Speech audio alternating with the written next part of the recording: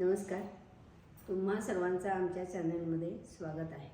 आज मी तुम्हाला सत्यनारायणचा प्रसाद दाखवणार आहे। त्याला लागणारे साहित्य, ह्या वाटीने मी 1.25 वाटी रवा घेतलेला आहे, 1.25 वाटी तूप, 1.25 वाटी साखर आणि हे केशर आहे, हे ड्रायफ्रूट्स बदाम काजू आणि हे बेदाणे आणि हे वेलची पावडर आणि ही छोटी केळी असल्यामुळे मी 4 केळी घेतलेली आहे आणि हे 2 वाट्या दूध।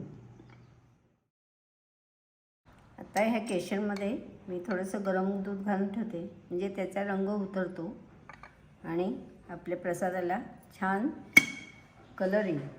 आणि ही केळी मी आता बारीक बारीक चिरून घेणार आहे। तूप घालून घेतलं आता।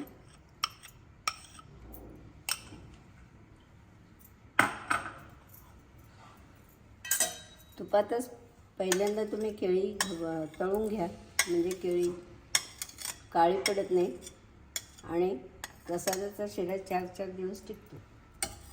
आता मी ही 30 सेकंदासाठी तुपात तळून घेतलेली आहे। आता 1.25 वाटी रवा घालते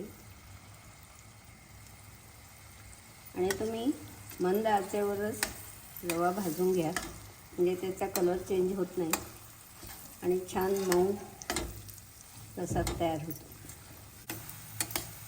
आता हे भाजत आलेलं आहे, हाताला हलका लागतो आणि पांढरी वाफ येते। आता ह्यात मी काजू आणि बदाम थोडेसे भाजून घेते। आता बेदाणे घालते, म्हणजे मनुका आणि ही वेलदोड्याची पूड, हे केशर दुधात मिसळून ठेवलं होतं ते घालते। हा बघा छान कलर आलेला आहे केशराचा। आता ह्यात दूध घालते मी।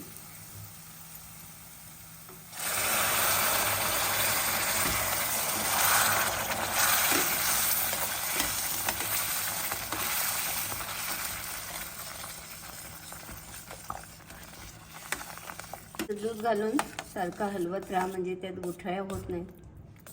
करताना गरम दूध घालायचं, म्हणजे त्यात गुठळ्या होत नाही। आता आणि दूध घातल्यावर असे सारखं हलवत राहा आणि आता हे झाकून त्याची चांगली वाफ काढून घेऊया।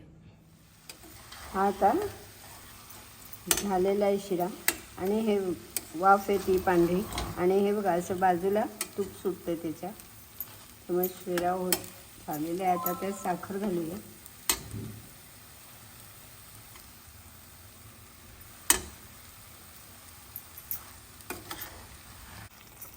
आता ही साखर विरघळेपर्यंत आपण हलवून घ्यायचे आणि झाकण न ठेवता तुम्ही शिरा परतत राहा।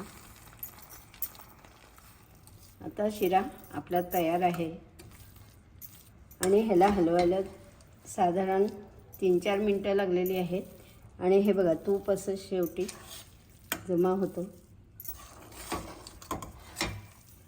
हा आपला सत्यनारायणचा प्रसाद तयार झालेला आहे। नैवेद्य दाखवताना त्याच्यावर तुळस आणि ड्रायफ्रूट्स घालायचे, फक्त शोभेसाठी वरती ड्रायफ्रूट्स ठेवू शकता।